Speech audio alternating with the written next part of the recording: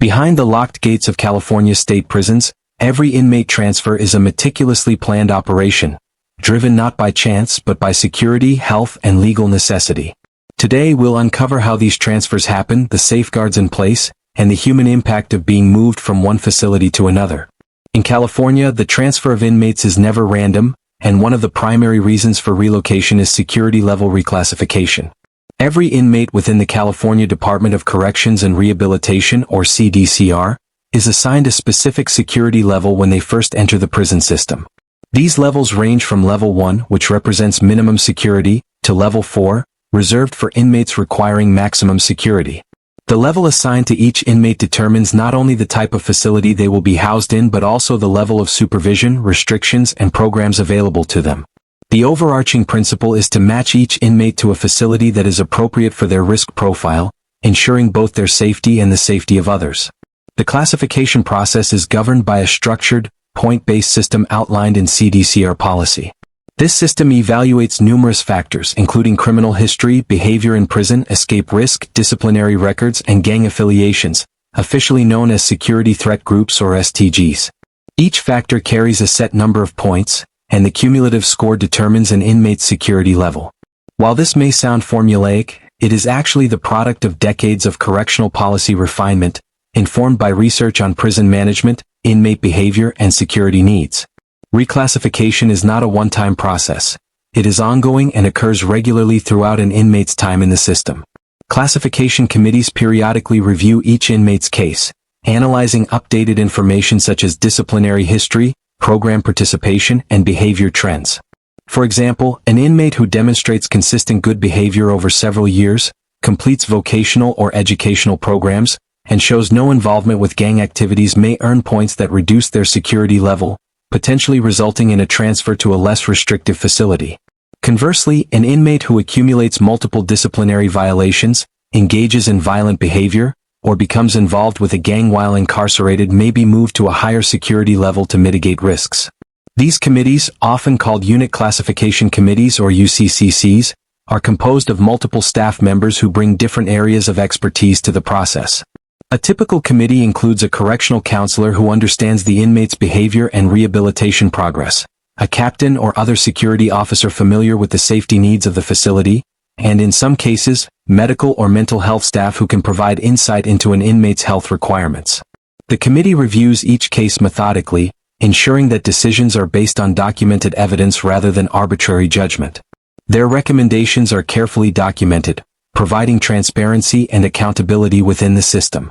Once the UCCC makes a recommendation for transfer, the case is reviewed by a classification staff representative, or CSR, who is a regional authority. The CSR has the final approval before any transfer request becomes official. This multi-tiered approval system ensures that transfers for security-level reasons are thoroughly vetted, balancing safety, rehabilitative goals, and the efficient management of prison populations. In other words, the decision to move an inmate is not made lightly, and every transfer is backed by detailed rationale that considers multiple dimensions of the inmate's risk and needs. Security-level reclassification can have profound consequences for an inmate. Moving from a lower security facility to a higher security one can mean stricter routines, more restrictive housing, increased supervision, and reduced access to programs or work opportunities. Conversely, a transfer to a lower security facility often allows an inmate more freedom of movement, access to educational and vocational programs, and opportunities to work within the prison or community programs under supervision. These changes are not merely administrative. They directly impact the inmate's daily life, social interactions, and rehabilitation prospects. Behavioral changes play a crucial role in this process. Inmates who actively engage in programs designed to improve behavior, learn skills, or manage anger and conflict may improve their classification score over time. Participation in substance abuse programs, vocational training, and educational courses can demonstrate rehabilitation potential, influencing committee decisions positively. On the other hand, violent behavior, repeated rule violations, or evidence of planning or participating in gang-related activities can quickly elevate an inmate's security level, resulting in relocation to facilities equipped to handle higher-risk individuals. Gang affiliation and conflict management are also critical in security reclassification decisions. California prisons house inmates with diverse backgrounds, and some belong to organized gangs. The CDCR actively monitors these affiliations because inmates with gang connections can pose risks not only to staff but also to other inmates. The Classification Committee considers any known enemies or rivalries and determines whether transferring an inmate could prevent violence or maintain stability within a facility. These considerations may also intersect with broader administrative goals, such as population balancing, but the primary driver remains security.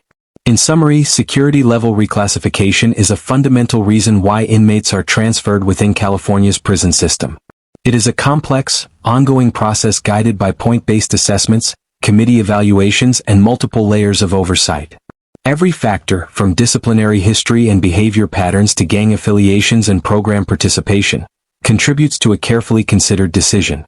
Transfers based on security reclassification are designed to protect inmates, staff, and the public while also offering pathways for rehabilitation. Far from arbitrary, these moves are methodical, documented, and rooted in decades of correctional expertise and policy evolution. Another primary reason for inmate transfers in California state prisons is medical or mental health needs. While security-level reclassification addresses behavioral and risk-related concerns, medical and psychiatric considerations ensure that inmates receive appropriate treatment for their health conditions. California operates a number of specialized medical facilities designed to provide care that may not be available at every prison, such as the California Health Care Facility in Stockton. Inmates with complex health needs, chronic illnesses, or acute medical conditions may be moved through a medically prioritized transfer process, which is carefully regulated and monitored at multiple levels within the CDCR. Medical transfers are not casual decisions. They are initiated only when an inmate's condition cannot be adequately managed at their current facility. This could include individuals requiring advanced surgical care, long-term rehabilitation, dialysis, or specialized monitoring for chronic diseases such as heart disease, diabetes, or infectious illnesses.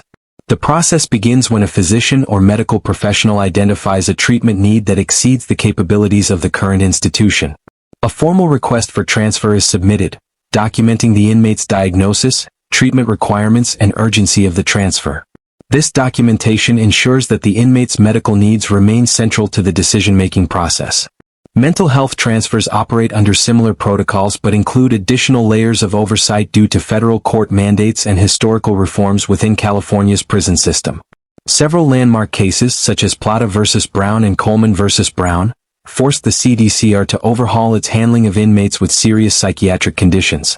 These rulings highlighted systemic failures in providing adequate mental health care, leading to stricter regulations for evaluating and transferring mentally ill inmates. Today, transfers involving psychiatric care are highly structured, often involving specialized facilities equipped with intensive psychiatric programs, secure treatment units, or intermediate care for inmates transitioning back to general population housing. The transfer process begins within the facility's health services unit, where medical and mental health staff review the inmate's condition. They assess several critical factors: whether the inmate's current facility can safely administer prescribed medications, provide necessary monitoring, or accommodate mobility limitations. Mental health professionals evaluate the inmate's psychiatric stability, ongoing therapy needs, potential risks of self-harm, and the level of supervision required. If the evaluation indicates that the current prison cannot meet these needs, a transfer recommendation is submitted to the Unit Classification Committee, which then integrates medical and mental health considerations into the broader security and administrative framework. Once a transfer is approved, the inmate must receive multiple clearances before physically moving. Medical clearance involves checking for contagious conditions, recent surgeries, or health concerns that could complicate travel. For instance, inmates with compromised immunity or recent hospitalizations may require additional precautions or monitoring during transport. Mental health clearance assesses whether the inmate is stable enough to endure the stresses of movement, whether additional restraints or staff supervision are needed, and which facility is best suited to continue care. Both clearances are meticulously documented, reflecting California's emphasis on regulatory compliance and risk mitigation. Transport itself presents unique challenges for medically or psychiatrically vulnerable inmates. Inmates may be seated in specially adapted areas of the transport bus to accommodate mobility limitations or medical devices.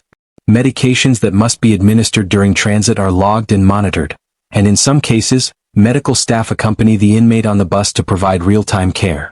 The entire journey is planned to minimize delays, avoid environmental hazards, and reduce physical strain. In cases involving intensive psychiatric care, additional personnel or procedures may be implemented to ensure that the inmate's mental health needs are not compromised during movement. Medical and mental health transfers often intersect with other transfer categories, such as security reclassification or population management. For example, an inmate may be reclassified to a higher security level while also requiring specialized psychiatric care, necessitating a coordinated approach that satisfies both security and health requirements. Similarly, population balancing may influence the timing or routing of medical transfers, but the inmate's health always remains a primary consideration. CDCR policies explicitly prioritize medical and mental health needs over administrative convenience whenever feasible. The consequences of medical and mental health transfers for inmates are profound. Being moved to a new facility may disrupt established routines, therapy schedules, or social networks, creating anxiety and uncertainty. However, these transfers are often life-saving or essential for managing chronic conditions, and they allow inmates access to care that would otherwise be unavailable. Interviews and court records indicate that inmates understand the necessity of these moves, even if they experience temporary stress or discomfort. The system aims to balance humane care with security, ensuring that vulnerable populations receive attention without compromising overall safety. Importantly, the structure and transparency of medical and psychiatric transfers have improved over the past few decades. Historical reviews show that in the 1970s and 1980s, health care within prisons was uneven, and transfers were sometimes delayed or inadequately documented. Federal oversight, litigation, and audits since the late 1990s have strengthened protocols, creating a system where every medically necessary transfer is clearly justified, logged, and executed under strict guidelines. The integration of health considerations into classification decisions reflects an evolving understanding that inmate well-being is inseparable from effective prison management. In summary, medical and mental health transfers in California state prisons are a highly organized and carefully regulated process. They ensure that inmates with chronic, acute, or psychiatric conditions receive the care they need in appropriate facilities. From evaluation by medical and mental health staff to clearance procedures, transportation logistics, and integration with security protocols, every step is designed to protect the inmate while maintaining overall institutional safety. These transfers reflect both legal mandates and practical considerations, highlighting how California's correctional system balances care, security, and administrative efficiency. In California, not all inmate transfers are initiated by internal prison assessments or health needs. A significant number of relocations occur due to court orders or other legal requirements. These transfers reflect the intersection between the correctional system and the judicial process, where external mandates can directly influence the movement and placement of inmates. Unlike routine administrative or security-based transfers, court-ordered relocations are legally binding and often arise from a complex combination of judicial oversight, litigation, and regulatory compliance. One of the most common scenarios prompting a court-ordered transfer is the requirement for an inmate to attend legal proceedings. Inmates may need to appear in court for ongoing trials, sentencing hearings, appeals, or parole considerations. While smaller or local facilities may have the capacity to coordinate temporary appearances through video conferencing, many situations necessitate physical presence. In such cases, the CDCR must coordinate a secure transfer to the appropriate courthouse while maintaining the safety and security of the inmate, staff, and the public. These movements are carefully scheduled, with detailed security plans, specialized escort teams, and strict adherence to transport protocols to mitigate any potential risks during travel. Court orders also arise from broader federal oversight or compliance with litigation addressing systemic issues within the prison system. California has a history of court intervention in corrections, particularly related to overcrowding, inmate health care, and mental health services. Landmark cases such as Brown v. Plata required the state to reduce overcrowding across its facilities to protect inmates' constitutional rights. To comply with such mandates, the CDCR may implement large-scale population redistribution, moving inmates from overcapacity prisons to those with available space. These moves are legally mandated, documented, and executed under strict regulatory oversight. They are not discretionary. Failure to comply can result in court sanctions, federal monitoring, or further judicial intervention.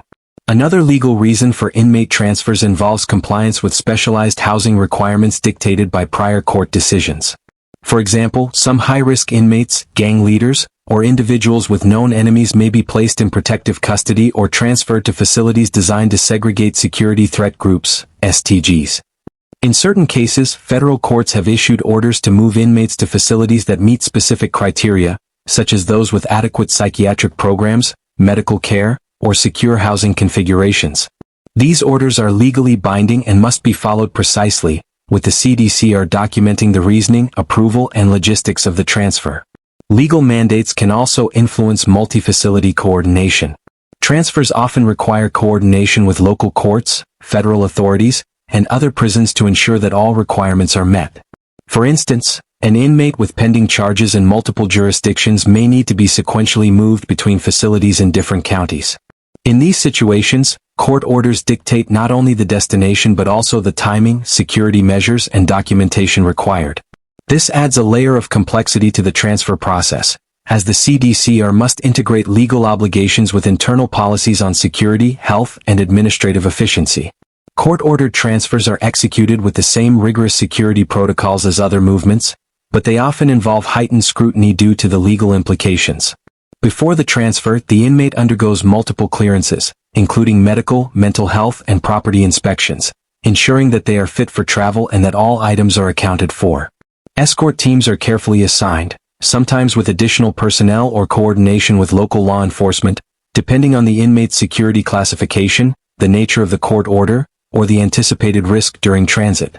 Every step, from receiving and release processing to bus transport and arrival at the new facility, is documented and auditable, reflecting the legal requirement for accountability and adherence to court mandates. An important aspect of court-ordered transfers is timing and confidentiality. Courts may set specific deadlines for when an inmate must be relocated, particularly in cases involving medical care, court appearances, or compliance with federal directives. At the same time, the CDCR keeps transport details confidential to maintain security. The exact route, timing, and personnel involved are closely guarded, even when the transfer is legally mandated. This ensures that compliance with the court order does not compromise the safety of inmates, staff, or the public. Additionally, court-ordered transfers have long-term implications for prison management. Legal mandates often require detailed reporting on how transfers are executed, how long inmates spend in transit, and whether their health, safety, and program needs are met during the process. This documentation provides accountability to the court, allowing oversight officials to verify compliance with legal directives. In some cases, failure to properly execute court-ordered transfers can result in lawsuits, additional oversight, or even intervention by federal authorities. The human dimension of court-ordered transfers cannot be overlooked. For inmates, these movements are often unpredictable and can disrupt routines, family contact, program participation, and social networks within the prison. While legal mandates serve an essential function in ensuring rights, compliance, and safety, they can create uncertainty and stress for those being moved. Interviews and court filings suggest that inmates understand the necessity of these transfers, but the experience can still be disorienting, particularly when the move involves high-security facilities or multi-day travel through the state. In conclusion, court orders and legal requirements represent a critical driver of inmate transfers in California. These movements are dictated by judicial mandates, compliance with federal oversight, and the need to participate in legal proceedings. They require meticulous planning, strict adherence to security protocols, and extensive documentation to ensure that the CDCR meets both legal obligations and operational safety standards. Unlike routine transfers driven by security reclassification or population management, court-ordered transfers are legally binding, highly structured, and subject to external oversight, reflecting the essential role of the judiciary in shaping the movement and care of inmates within California's correctional system. Safety and threat management constitute one of the most critical reasons for inmate transfers in California state prisons. Unlike transfers driven by administrative convenience or medical needs, these relocations are fundamentally about protecting individuals, both inmates and staff, from immediate or potential harm. The California Department of Corrections and Rehabilitation, or CDCR, operates within a complex environment where inmate interactions, gang affiliations, and personal rivalries can create volatile situations. Ensuring the safety of all parties often necessitates transfers designed to mitigate risks, prevent violence, and maintain institutional order. At the core of these decisions is the identification of inmates who are either threats to others or themselves. Inmates who have been involved in violent incidents, who maintain active gang affiliations, or who have personal enemies within a facility are closely monitored. The CDCR maintains records of these relationships through intelligence units, security threat group tracking, and disciplinary reports. When a classification committee or prison intelligence staff determine that an inmate's presence in a particular facility could endanger their safety or the safety of others, a transfer may be recommended to place the individual in a more secure or neutral environment. These movements are often categorized as enemy concern transfers, a formal designation within CDCR policy. Such transfers are carefully documented but, for security reasons, specific details about the threats, rivalries, or anticipated risks are usually classified. This confidentiality is essential. Revealing the identities of potential threats or the circumstances behind the transfer could expose the inmate, staff, or the institution to danger. By keeping the reasons for relocation confidential, the CDCR reduces the likelihood of preemptive violence, planning by rival inmates, or external interference. Safety-based transfers are not limited to inmate-on-inmate threats. Correctional staff safety is also a key consideration.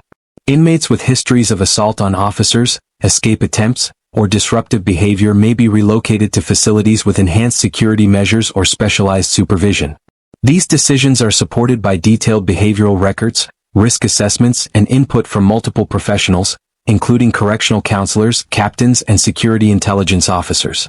The ultimate goal is to create a balance where inmates are housed appropriately according to their behavior, while ensuring that the overall environment of the prison remains secure.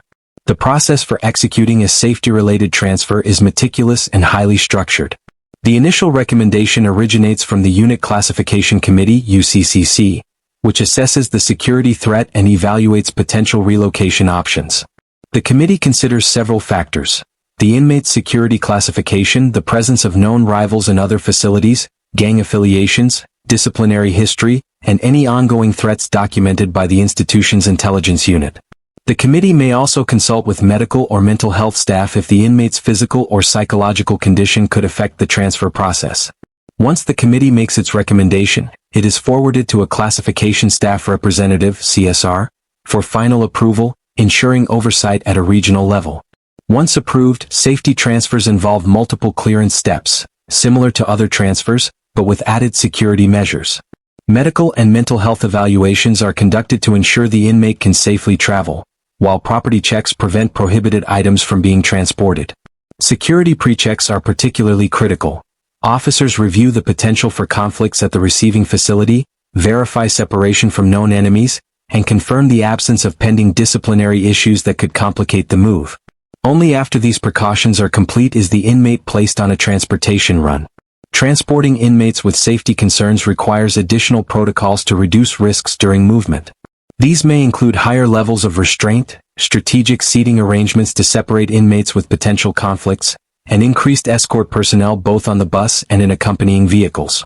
The routes, timing, and security measures are carefully controlled and kept confidential to prevent external interference or escape attempts.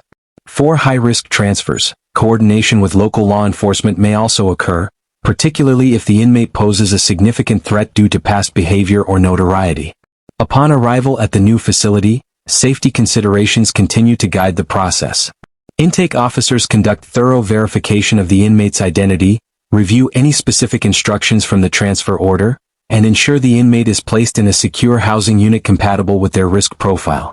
Inmates designated for protective custody or separated from known rivals are carefully integrated into the new environment to prevent conflicts.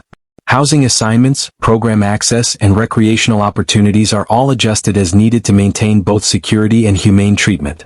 Safety and threat management transfers also have broader operational implications.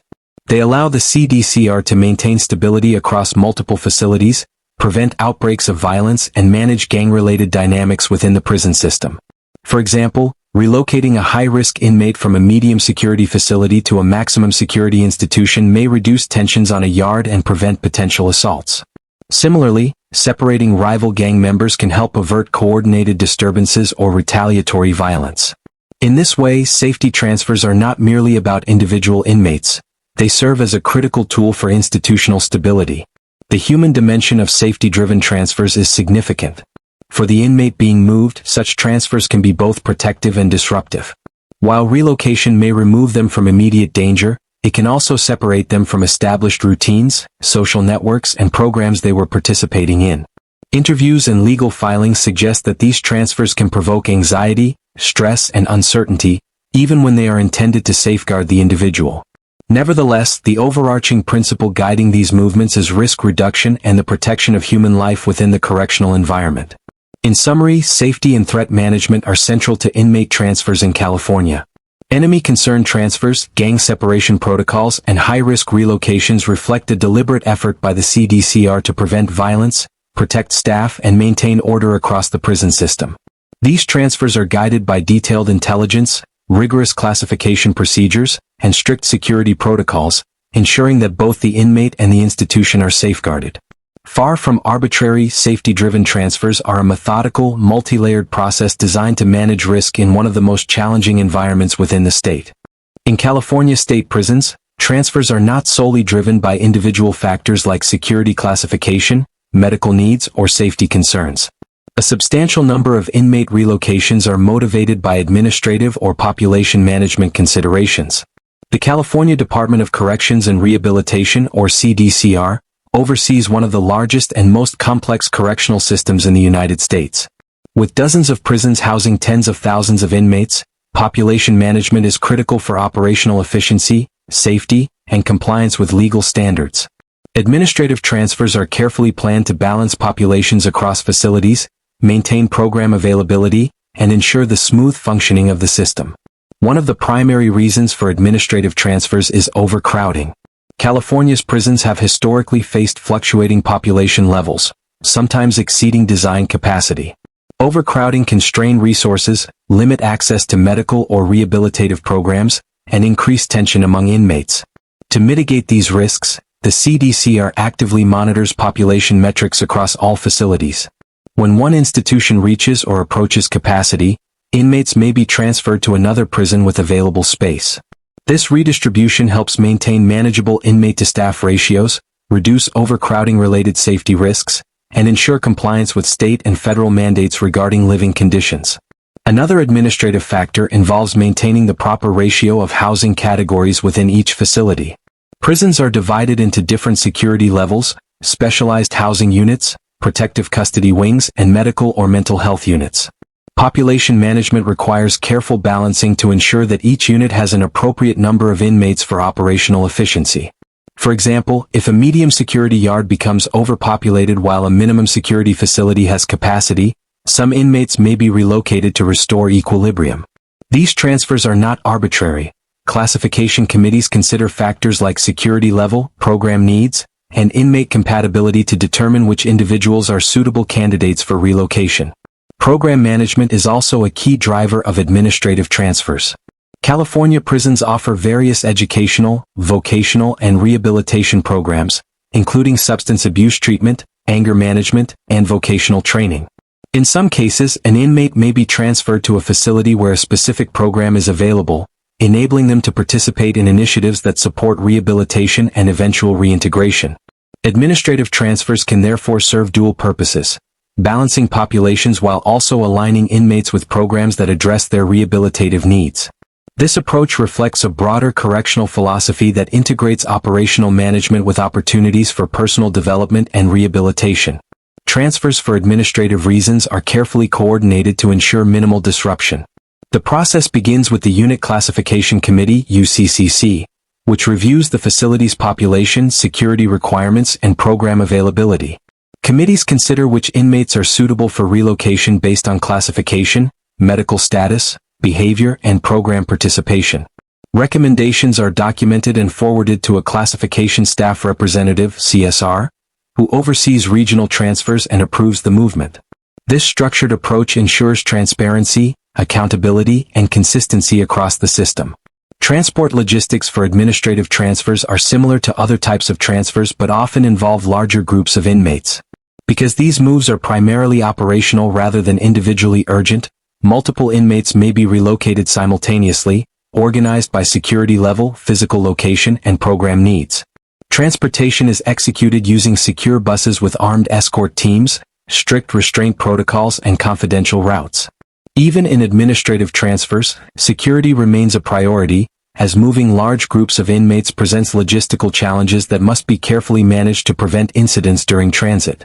Administrative transfers are not without human consequences. While these relocations serve institutional needs, they can disrupt inmate routines, social networks, and access to familiar programs or work assignments. Moving to a new facility requires inmates to adapt to different schedules, staff, and peer groups, which can provoke stress or uncertainty. Nonetheless, the CDCR's approach emphasizes structured, transparent, and documented processes to minimize unnecessary disruption while maintaining the operational integrity of the correctional system. Historical and legal contexts have shaped administrative transfers over time. Court rulings addressing overcrowding, such as Brown v. Plata, forced California to implement population redistribution strategies and adopt detailed monitoring protocols. Administrative transfers became not only a matter of operational efficiency but also a mechanism for compliance with federal mandates. These legal precedents reinforce the need for documentation, oversight, and accountability in every transfer, ensuring that population management strategies are implemented systematically and transparently. Moreover, administrative transfers are intertwined with other types of transfers, such as security reclassification or medical needs. For instance, an inmate selected for population balancing may also have security or medical considerations that must be accommodated. The Classification Committee integrates all relevant factors into its decision-making process, creating a comprehensive plan that balances the goals of operational management, security, and inmate welfare. In conclusion, administrative and population management transfers play a vital role in California's correctional system. These movements address overcrowding, balance housing categories, support program access, and ensure compliance with legal mandates. While primarily operational in nature, administrative transfers require careful planning, coordination, and oversight to maintain security, minimize disruption, and manage the complex logistics of moving inmates safely. By systematically redistributing populations, the CDCR promotes institutional stability, enhances safety, and aligns operational goals with rehabilitative and legal obligations, reflecting a deliberate and methodical approach to prison management. The transfer of inmates within California state prisons is far more than simply moving an individual from one facility to another. Each movement is a meticulously planned operation that incorporates strict security protocols, multiple layers of oversight, and standardized procedures designed to ensure safety, compliance, and operational efficiency. This structured approach reflects decades of correctional experience, lessons learned from past incidents, and the integration of legal and administrative requirements. The process is designed not only to protect the inmate but also to safeguard staff, other inmates, and the public. The foundation of any transfer begins with the Unit Classification Committee, UCCC. This committee evaluates each inmate recommended for transfer, taking into account security classification, medical or mental health needs, program requirements, behavioral history, gang affiliations, and any known enemies. The committee's role is to assess whether a transfer is appropriate, necessary, and safe. Decisions are formula-driven, based on point systems and documented criteria established by CDCR policy, ensuring consistency and transparency. For transfers involving multiple considerations, such as security, health, and administrative needs, the committee synthesizes these factors into a comprehensive recommendation. Once the UCCC approves a transfer, the case is forwarded to the Classification Staff Representative, CSR, a regional authority responsible for reviewing and authorizing transfers. The CSR ensures that the proposed move aligns with broader population management strategies, security protocols, and any court-mandated requirements. Only after the CSR grants approval does the transfer request officially proceed to the operational phase, initiating the series of mandatory clearances required before an inmate can be transported. Medical and mental health clearances are the first critical steps. Even inmates cleared for transfer by the Classification Committee must undergo a detailed review to ensure they are physically and mentally fit to travel. Medical staff verify that the inmate has no active conditions that could worsen during transit, such as infectious diseases, post-surgical recovery needs, or chronic illnesses requiring ongoing treatment. Mental health staff assess psychiatric stability, evaluating whether the inmate can endure the physical constraints, isolation, and psychological stress of a long-distance transfer. These evaluations may also dictate special accommodations, including additional staff supervision, medication administration, or modified restraint protocols. Following health assessments, property reviews are conducted. Every inmate has an official inventory of personal items, and these must be reconciled to ensure that prohibited items are not transported and essential items are properly secured. Contraband rules are strictly enforced, and any discrepancies are addressed before the inmate departs. Security pre-checks are performed in parallel, examining potential threats at the destination, identifying rival inmates, reviewing disciplinary holds pending court appearances and local detainers. Only after these comprehensive checks are complete is the inmate scheduled for transport. Transport logistics are meticulously controlled. Inmates rarely travel alone. Instead, they are moved in organized groups based on classification, physical location, or program needs. The vehicles used are highly secure, designed to minimize communication between inmates, restrict mobility, and protect both staff and passengers. Buses include steel partitions, reinforced seating, and secure compartments. Escort officers are strategically positioned, with a primary transport officer overseeing the bus and a rear officer monitoring the inmate compartment. Additional vehicles may accompany the transport for route security, emergency response, and logistical support. Restraint protocols are strictly enforced throughout the journey.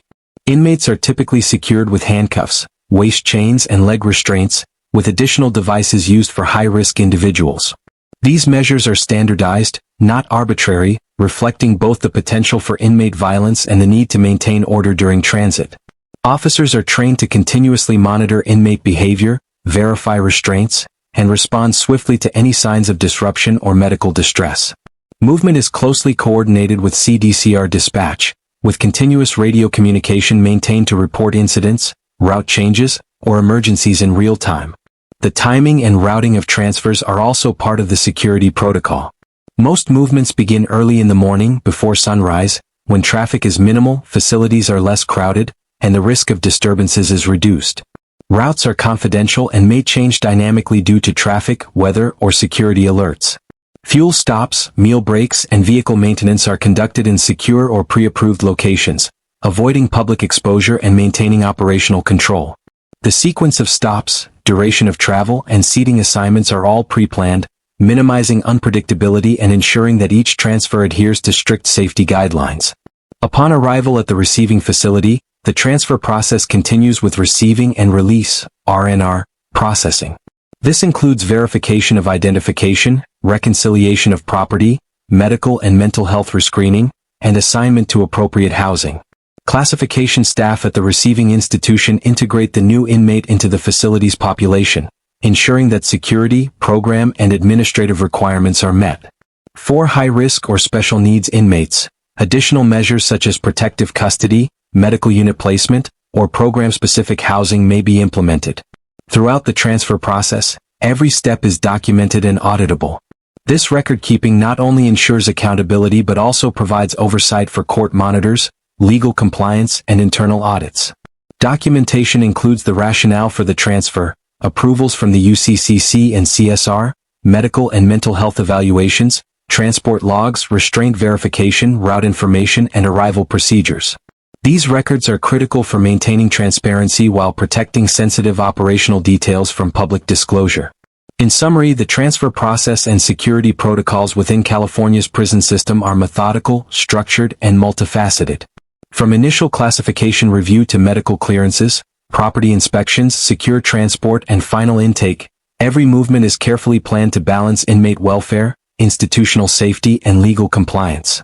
These procedures reflect decades of refinement, federal oversight, and operational experience, creating a system where each transfer is predictable in its procedure but tightly controlled to mitigate risk.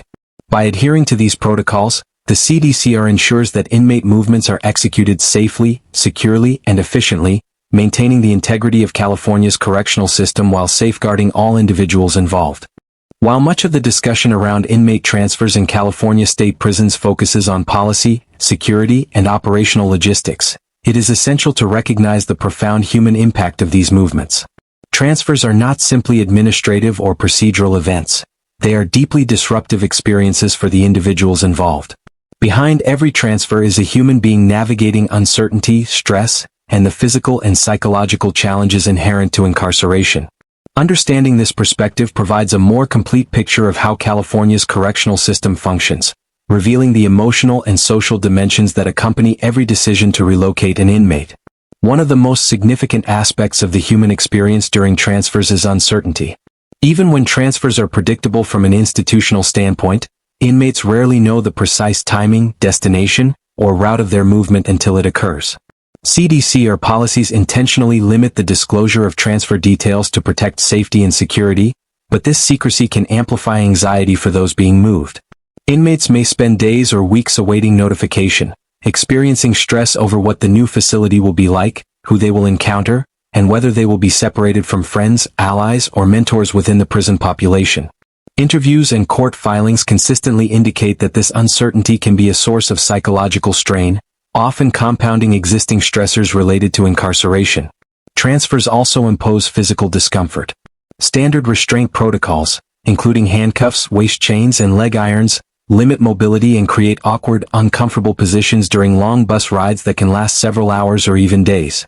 Inmates must remain seated, restrained, and facing forward for the duration of the journey, with limited opportunities to adjust or stretch.